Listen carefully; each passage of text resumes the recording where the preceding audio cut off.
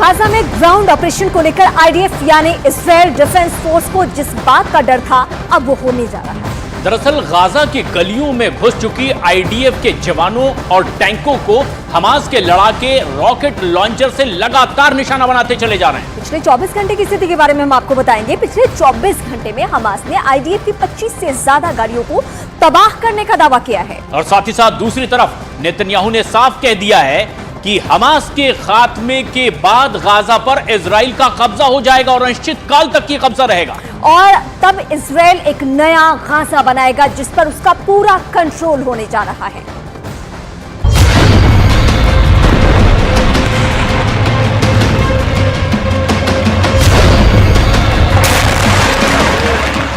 Gaza की गलियों में हमास के लड़ाके गुरिल्ला युद्ध लड़ रहे हैं।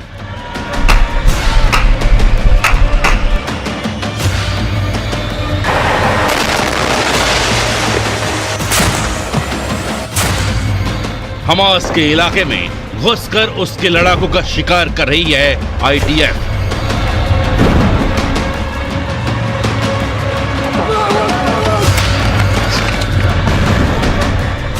खुले मैदान में खड़े होकर हमास को ललकार रही है आईडीएफ और गाजा की गलियों में छिपकर आईडीएफ पर हमले कर रहे हैं हमास के लड़ाके।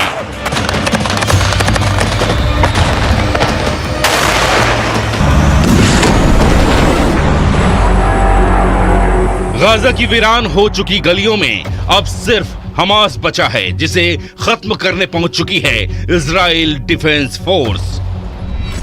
उत्तरी गाजा से घुसी सेना अब पूरे गाजा शहर को अपने कब्जे में ले चुकी है।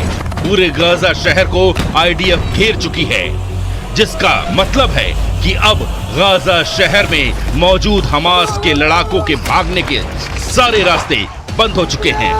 अब उनके सामने आईडीएफ से लड़ने के अलावा कोई रास्ता नहीं बचा है। लेकिन हमास के कायर लड़ाकों में न इतनी हिम्मत है और न ही इतनी ताकत कि वो आईडीएफ के सामने आकर उसे युद्ध के लिए ललकार सके।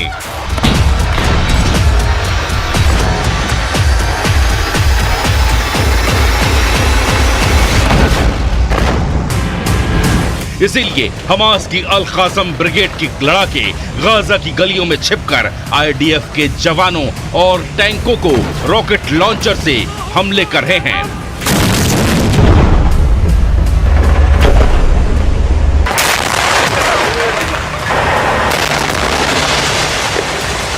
गाजा में घुसकर हमास का सफाया करना इजराइल के लिए बेहद चुनौतीपूर्ण और जोखिम भरा है।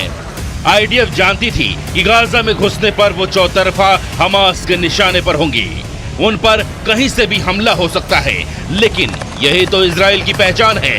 इजराइल ने उस लड़ाई को आजादी की दूसरी लड़ाई का नाम दिया है और कहा है कि ये यहूदियों का वजूद बचाने की जंग है। इसीलिए तमाम खतरों के बावजूद आईडीएफ हजारों जवानों, स्नाइपर्स यूनिट, पैराट्रूपर्स और सैकड़ों टैंकों के साथ गाजा में घुसकर ग्राउंड ऑपरेशन को अंजाम दे रही है।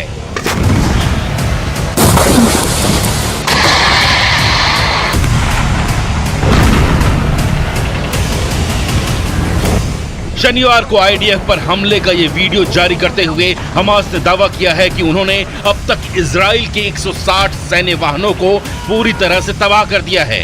इनमें से इजराइल के 25 से ज्यादा सैन्य वाहनों को पिछले 48 घंटों में तबाह करने का दावा किया गया है।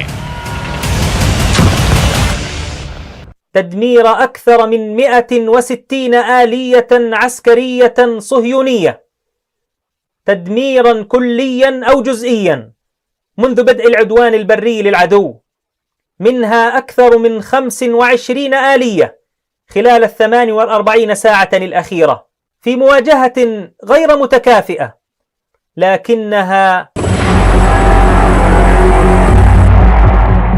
हालांकि इजरायली सेना को निशाना बनाकर किए जा रहे हमलों में खुद हमास के लड़ाके भी मारे जा रहे हैं।